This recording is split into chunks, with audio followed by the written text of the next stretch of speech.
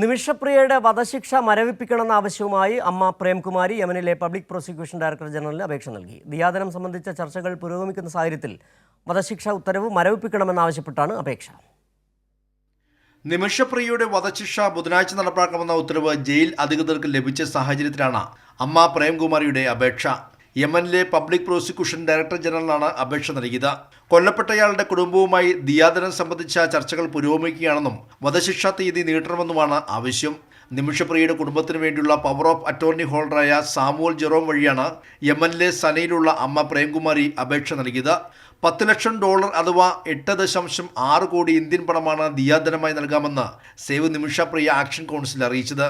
എന്നാൽ കൊല്ലപ്പെട്ടയാളുടെ കുടുംബം തുക സ്വീകരിക്കാനോ നിരസിക്കാനോ തയ്യാറായിട്ടില്ല. യമനി നിയമപ്രകാരം വധശിക്ഷാ ഉത്തരവ് ഇറങ്ങിയെങ്കിലും ദിയാദനം സ്വീകരിച്ച് കുടുംബം മാപ്പ് നൽകിയാൽ ജയിൽ മോചിതയാകും.